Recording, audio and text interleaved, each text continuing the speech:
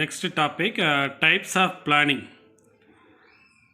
Democratic versus totalitarian planning, planning by direction versus inducement, short, medium, and long term planning, functional and versus structural planning, centralized versus decentralized planning, indicative versus imperative planning, financial versus physical planning, comprehensive versus partial planning. Let me discuss one by one elaborately. What is economic planning? Economic planning is a process under which attempts are made to achieve desired target of economic development within a specific period of time. What the government planned in particular period of time, that target should be achieved by planning. This is what economic planning. There are different types of planning which differ in ideology and procedures in execution. Each planning may differ one another by its ideology and procedure execution. First type planning is democratic versus totalitarian. Democratic of the people, by the people, for the people சொல்லி we discuss பண்ணியிருப்போம். That is what democratic planning implies, planning within democracy. All the people may associated with every step in the formulation and implementation of plan. Each and every step of a formulation implementation plan, the people may join together and associated with the plan. A democratic plan is characterized by the widest possible consultation with various state government and private enterprise at the stage of preparation. ஒவ்வொரு stage of planning ப்ரிப்பரேஷன்லேயும் எல்லா state government private என்டர்பிரைஸில் என்ன செய்வாங்க, consult பண்ணிக்கிறாங்க. The plan prepare by planning commission is not accepted as such. அப்படி plan பண்ணதுக்கப்புறம் தான் இல்லை மாற்றிடலாம் அப்படின்னா சேஞ்ச் பண்ணிக்கிறாங்க. It can be accepted or rejected or modified by the parliament of the country. This is what democratic planning. Whereas totalitarian planning is what the government is saying, the people should follow it. A form of rule in which the government attempt to maintain total control over society, including all aspects of the public and private lives of its citizens. அங்கே இருக்கிற ஒட்டுமொத்த மக்களோட life எல்லா சிட்டிசன்ஸோட control எல்லாமே யார் கையில் தான்? State control. That is what totalitarianism. Under totalitarianism planning, there is a central control, that is government. Direction of all economic activity in accordance with a single plan. No one can ask any questions. Consumption, production, exchange, distribution are all controlled by the state. என்ன produce பண்ணி, எவ்வளோ produce பண்ணி, யாருக்கு sale பண்ணணும், என்ன price fix பண்ணணும், எங்கே வாழணும், எல்லாமே யார்? கவர்மெண்ட் தான் பிளான் பண்ணி கொடுப்பாங்க. எந்த பிளான் இல்லைன்னா totalitarian. The control by state government. In authoritarian planning, the planning authority is a supreme body. It decides about a target, schemes, allocations, methods and procedures of implementation of plan. எல்லாமே அவங்களே design பண்ணி plan பண்ணி கொடுத்துருவாங்க. The subordinate should follow it. No one can ask any questions regarding plans. And next type, centralized versus decentralized. Centralized means central planning authority planned. The entire planning process in the country is under central planning authority. This authority formulate a central plan. What are the objectives should follow and fix பண்ணுவாங்க. What are the targets should be achieved and what are the priorities, which sector can get priorities. Everything will be planned by central planning authority in centralized economy. In other words, it is called planning from the above. ஏன்னா டாப்ல இருந்து வர்றதுனால central planning authority plan பண்ணி கொடுக்கறதுனால அது planning from above இருக்கா. இவங்க தான் பிளான் பண்ணி கொடுப்பாங்க, இவங்கெல்லாம் அதை ஃபாலோ பண்ணிகிட்ருக்காங்க. வேரியஸ் டீசென்ட்ரலைஸ்ட் பிளானிங்கில் எல்லாத்தையும் டிஸ்கஸ் பண்ணிட்டு தான் பிளான் பண்ணிக்கிடுவாங்க. Under decentralised planning, local organization, institutions formulate, adapt, execute, supervise the plan without interference by the central authority. Central authority இல்லாமல் அவங்கள என்ன செஞ்சுக்கிறாங்க, பிளான் பண்ணிக்கிறாங்க. In other words, it is called planning from below. From below. அவங்களுக்குள்ளேயே adjust பண்ணி plan பண்ணிக்கிறதுனால. இது centralise planning வந்து பிளானிங் ஃப்ரம் அபவ். அடுத்து planning by direction versus inducement. Planning by டைரக்ஷன்றது என்னது? சென்ட்ரல் பிளானிங் அத்தாரிட்டி அவங்களும் எல்லாம் பிளான் பண்ணி எக்ஸிக்யூட் பண்ணுறது அவங்களா தான் இருப்பாங்க. த டார்கெட்ஸ் ப்ரையாரிட்டிஸ் எந்த செக்டாருக்கு இம்பார்ட்டன்ஸ் கொடுக்கணுன்றதுலாம் planned predetermine already plan பண்ணியிருப்பாங்க. But in inducement planning the people are induce to act in certain way through various monetary and fiscal மெஷர்ஸை பொறுத்து the people may act in induced planning. If the planning authority wishes to encourage the production of a commodity, it can give subsidy to the firm. Government அந்த planning authority வந்து production increase பண்ண நினச்சாங்கன்னா subsidy சலுகையெல்லாம் provide பண்ணுவாங்க. Thus the planning by inducement is able to achieve the same result as under planning by direction. Planning by டைரக்ஷனில் என்ன targets, என்ன goals, என்ன priority பண்ணுறாங்களோ அதே தான் இன்டியூஸ்மெண்ட்டில் நடக்க போகுது. பட் த ப்ரைவேட் இண்டிவிஜுவல்ஸோட ஃப்ரீடம் இருக்கு இல்லையா, விச் வில் நாட் அஃபெக்ட். அடுத்து indicative versus imperative planning. Indicative planning is a peculiar to the mixed economy. ஃப்ரான்ஸில் தான் ஃபஸ்ட்டு ஸ்டார்ட் பண்ணாங்க இண்டிகேட்டிவ் பிளானிங்கிறது. It has been in practice in France since Monod plan of 1947 to 50. ஃப்ரான்ஸில் வந்து அது Monet பிளானாக 1947 50 வரையும் இருந்திருக்கு. இந்தியாவில் பார்த்தீங்கன்னா அது mixed economy, private sector and public sector join together. Under this plan the outline of plan is prepared by government, but it was discussed with private management, representatives, trade union, consumer group, finance institutions, other experts of the economy. எல்லோரும் கூப்பிட்டு சின்ன சேமாக பேசி discuss பண்ணி இது பண்ணலாம் அப்படின்னு சொல்லுவாங்க. The essential function of planning is coordination of different economic units. அதுதான் இந்த இண்டிகேட்டிவ் பிளானிங்கோட மெயின் திங் என்னென்னா கோஆர்டினேஷன், எல்லாத்தையும் டிஸ்கஸ் பண்ணிவிட்டு. State provide all types of facilities to private sector.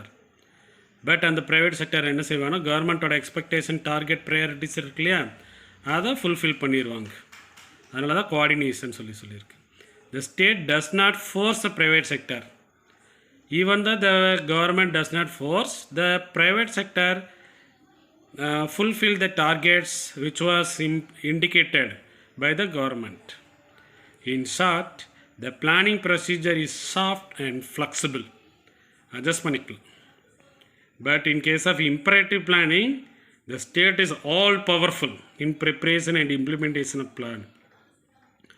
Once அந்த பிளான் வந்து இம்ப்ளிமெண்ட் பண்ணிட்டாங்கன்னா எந்த காரணத்தை கொண்டு அது சேஞ்ச் ஆகாது. Once the plan is drawn up, its implementation is a matter of enforcement. Force பண்ணி அது நடைமுறைப்படுத்திடுவாங்க. அதுக்கு யுஎஸ்எஸ்ஆர் பிரசிடெண்ட் ஸ்டாலின் என்ன சொல்லிருக்க word, our plans are our instructions. நம்ம பிளான் பண்ணது நம்மளோட வரைமுறைகள் சேர்ந்தது. There is a complete control over the entire resource by the state. எல்லா ரிசோர்ஸும் சொந்தக்காரையார் ஸ்டேட் கவர்மெண்ட்டு தான். There is no consumer sovereignty. The government policies procedures are rigid. Rigid means no change, no flexible, not flexible. China and Russia follow imperative planning. Mixed indicative planning யார்? India, France வந்து Monnet பிளானை follow பண்ணிட்டுருக்கு. அடுத்து short term, medium term, long term planning பார்க்கலாம். Short term planning also known as controlling plan. The encompass of period is 1 year. That's why it's called annual plans. Medium term plans are 3 to 7 years. The period of plan period is, medium plan period is 5 years. The medium term planning is not only related to allocation of financial resource and also physical resources. Long term plans பார்த்தீங்கன்னா period 10 to 30 years. That is why long term plan is called a perspective plans. Why this is a perspective plan is, it brings a structural change in the entire economy. இப்போ அக்ரிகல்ச்சர்லேருந்து ஃபுல்லாக இண்டஸ்ட்ரிக்கு மாறுது, industry அக்ரிகல்ச்சர்லேருந்து service sector இந்த மாதிரி ஒட்டுமொத்த ஸ்ட்ரக்சரும் change ஆகிறதுனால perspective plan it take 10 to 30 years of period கொடுத்துருக்காங்களா. Planning long term plan over 10 years. It is also strategic planning, medium term plan 3 to 7 years, tactical planning, and short term plan up to 1 year, operational planning. அடுத்து financial versus physical planning. Financial the technique of planning which is related to money matters இருந்தது. But in physical planning are main materials machineries are related ஆனது physical planning. அதை எப்படி use பண்ணுறது அப்படின்ட்டு. And functional versus structural planning. Functional planning is refers to remove the economic difficulties by directing all the planning activities within the existing economic and social structure. How to remove the economic difficulties with the availability of economic social structure வச்சு அதுக்கு பேர் தான் functional planning. Whereas structural planning is a good deal of change in the socio-economic framework of a country. This type of planning is adopted mostly in underdeveloped countries. அங்கே தானே அக்ரிகல்ச்சர்லேருந்து இண்டஸ்ட்ரிக்கு ஒட்டுமொத்தமாக change ஆக முடியும், சர்வீஸ் செக்டர் சேஞ்ச் ஆக முடியும். அதனால தான் under developed countries become developed கண்ட்ரிஸாக மாறக்கான சான்சஸ். அடுத்து comprehensive versus partial planning. Comprehensive planning பார்த்தீங்கன்னா ஒட்டுமொத்த எக்கானமிக்கான சேர்ந்த மேஜர் இஷ்யூஸ்க்கான பிளானிங் தான் comprehensive planning. Whereas partial planning is only few sectors are considered for the planning. That is why it is called a partial planning. At the Niti Aayog, National Institution for Transforming India, was formed in January 1, 2015 through Union Cabinet Resolution. Planning commission தான் என்னவா மாறிடுச்சுன்னா NITI Aayog prime minister Modi வந்ததுக்கப்புறம் change பண்ணது. NITI Aayog is a policy think tank of government of India. அந்த experts இருப்பாங்க இல்லையா, intellectuals, அவங்களாம் சேர்ந்து பிளான் பண்ணது தான் இந்த NITI Aayog, which was replace the planning commission from 13th August 2014. 13th August 2014 planning கமிஷனை ரீப்ளேஸ் பண்ணிட்டு நித்தி ஆயோக் January 1, 2015 இன்ட்ரடியூஸ் பண்ணியாச்சு. Prime Minister is a chairperson of Niti Aayog and union ministers will be ex officio members. Same like a planning commission. Planning commission chairman யாருன்னா prime minister தான் இருப்பார். அந்த full and full authority யாருன்னா அதை work பண்ணுறது யாருன்னா vice chairman தான் பண்ணுவாங்க. பிளானிங் கமிஷன்லையும் இங்கே நித்தி ஆயோக்லேயும் ஃபங்க்ஷனல் ஹெட்டே வந்து வைஸ் சேர்மன் தான். ஃபஸ்ட்டு வைஸ் சேர்மன் யாருன்னா அரவிந்த் பனகாரியா.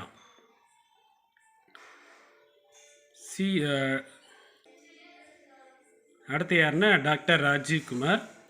சிஇஓ வந்து Amitabh Kant. What are the functions of NITI Aayog பார்த்தீங்கன்னா cooperative and competitive federalism.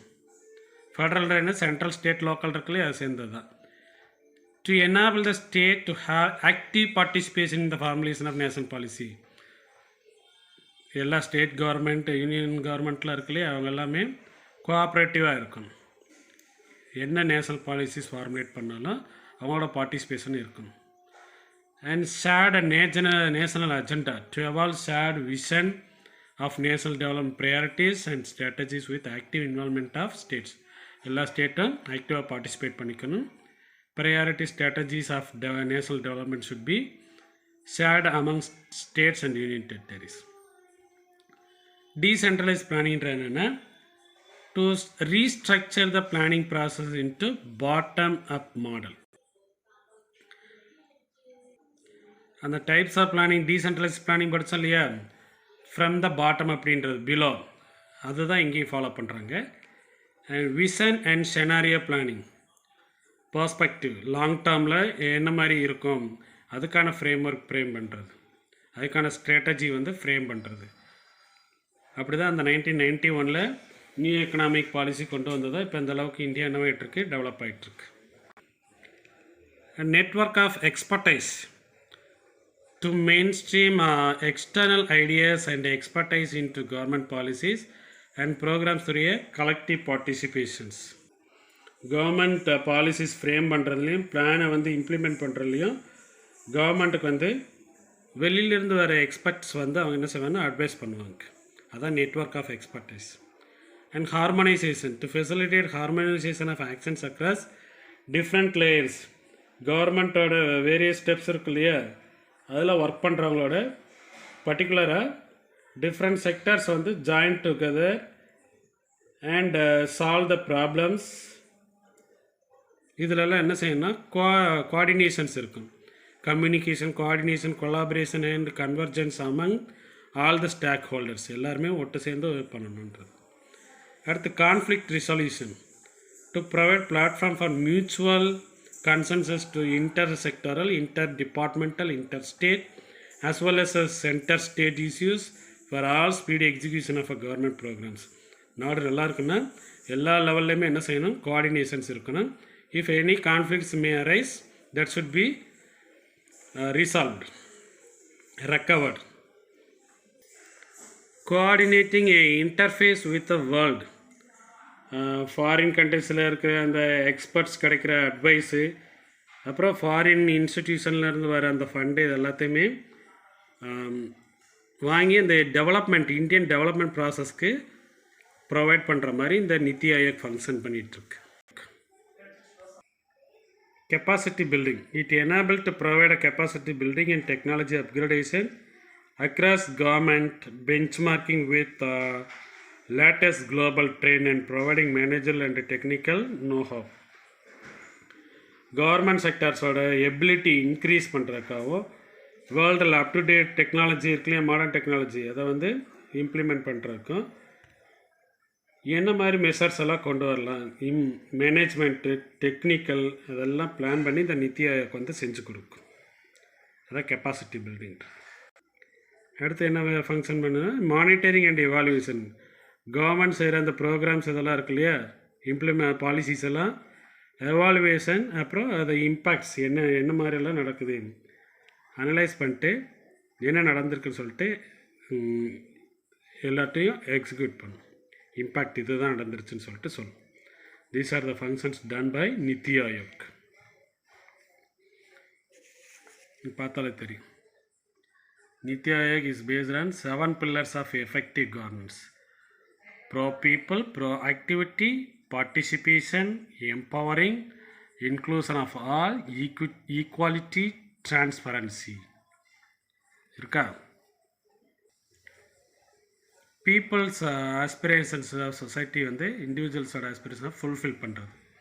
Bro ஆக்டிவிட்டின்றது என்னென்னா, சிட்டிசன்ஸ்க்கு தேவைப்படுற எல்லா ஆஸ்பிரேஷன்ஸையும் அவனோட எதிர்பார்க்குற எல்லாத்தையும் செஞ்சு கொடுக்குறது, அதான் ப்ரோ ஆக்டிவிட்டி. அண்ட் பார்ட்டிசிபேஷன், எல்லா சிட்டிசன்ஸ் என்ன ஆகணும், கவர்மெண்ட் பாலிசிஸ் இதெல்லாம் இன்வால்வ் ஆகணும். எம்பவரிங், எல்லா ஆஸ்பெக்ட்ஸ்லையும் விமன் என்ன செய்யணும், இம்ப்ரூவ் பண்ணணும். அண்ட் எஸ்சி, எஸ்டி, ஓபிசி, இந்த மாதிரி மைனாரிட்டிஸ், கரீப், கான், கிசான் இவங்களாம் இருக்கிறாங்க இல்லையா, இவங்களை எந்த காரணத்தை கொண்டு விட்டுறாமல் அவங்களையும் ஒன்று சேர்த்து வளர்க்கணும். அண்ட் ஈக்குவாலிட்டி, எல்லா ஆப்பர்ச்சுனிட்டி யூத்துக்கு கிடைக்கிற மாதிரி பண்ணணும். And making a government visible and responsive. கவர்மெண்ட்டுக்கு என்னெல்லாம் ஃபங்க்ஷன் இருக்குது, என்னென்ன பொறுப்பு இருக்குன்னு சொல்லிட்டுலாம் எல்லாருக்கும் தெரிய மாதிரி பண்ணணும்.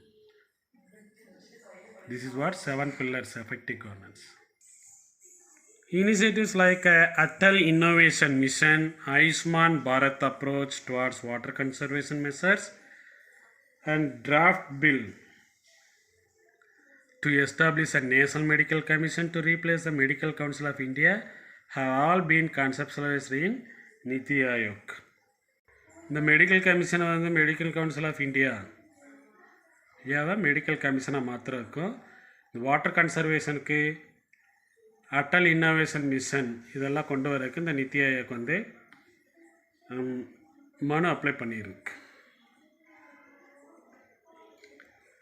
பார்லிமெண்ட்டில். And NITI Aayog is also bringing about a greater level of accountability. பொறுப்போடு நடந்திருக்கு. It has established a development, monitoring and evaluation office which collect data and performance of various ministries. Using such data, the Ayog make a performance-based ranking of states to foster a spirit competitive federalism. இப்போ கூட ரீசெண்டாக Tamil Nadu 6th டைமாகவும் good state governance அப்படின்னு சொல்லிட்டு award வாங்கியிருக்கிறத சொல்லியிருக்கிறாங்க.